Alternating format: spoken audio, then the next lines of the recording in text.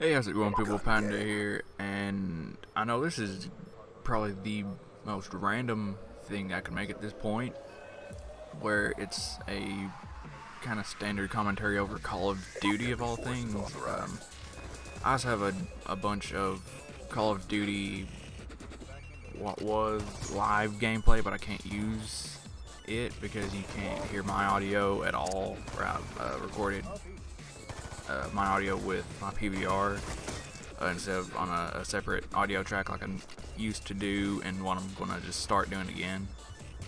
So live commentary should, whenever they start up with Battlefield 4 or anything, it should be usable. But yeah, first video in like 3, maybe even 4 weeks or something. College started, so just not had a lot of time to get footage because I'm not wanting to play much really. Just kind of I guess taking a break, even though I don't necessarily have a reason to take a break from this being a small channel, but maybe that gives me more reason because I can brainstorm. Anyway, on to the topic of this. If you have heard by now, which you probably have via Twitter or YouTube video or somehow, the Xbox One release date has been announced for November 22nd. I will touch on that for a second, where kind of surprised it was the 22nd, not so much that it's a week, well actually yeah, kind of, it's a week after the PlayStation 4 release on the 15th.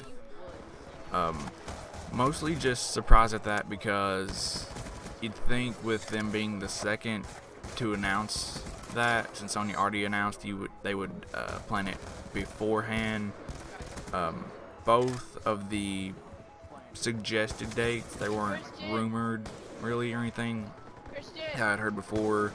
I think it was IGN had suggested the 5th. So they would release with Call of Duty, but I guess they decided to get the extra $10 out of people for when they upgrade.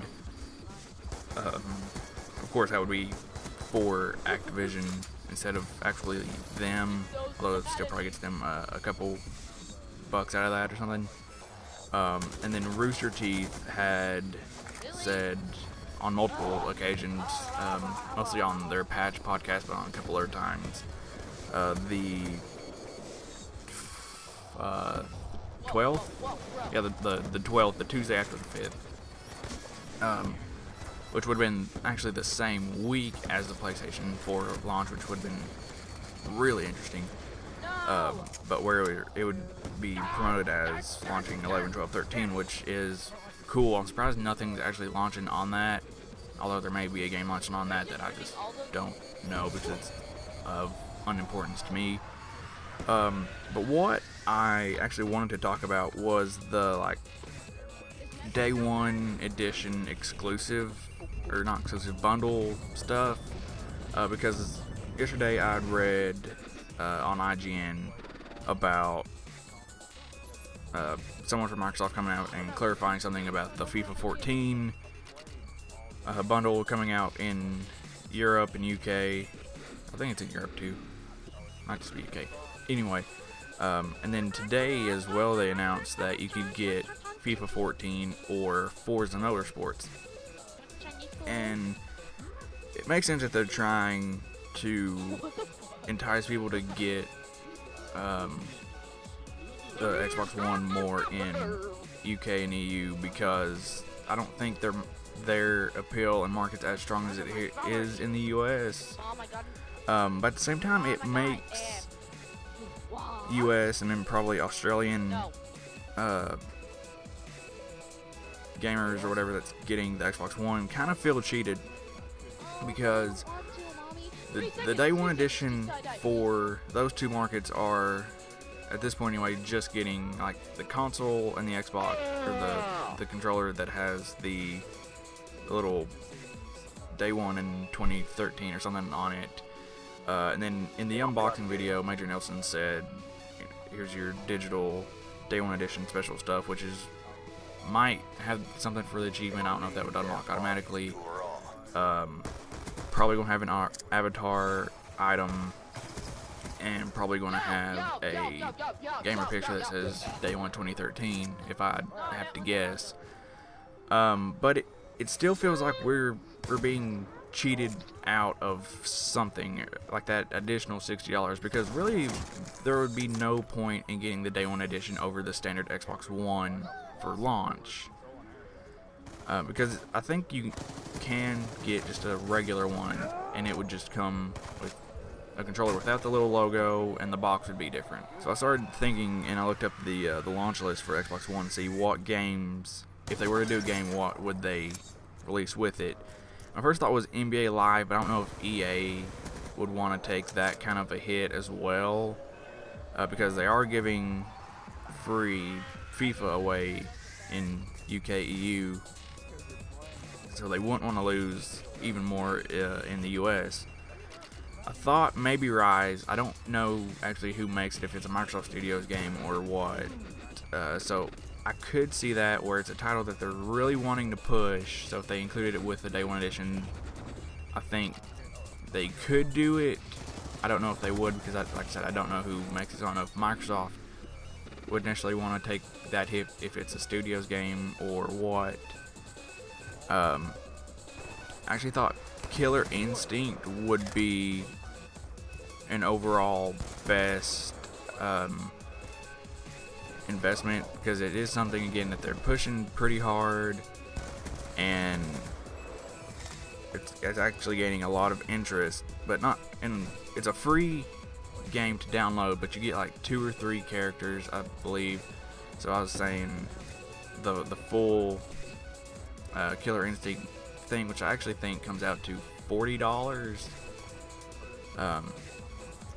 And then Loco Cycle, when I saw it was a launch title, it's a little arcade style game, even though the arcade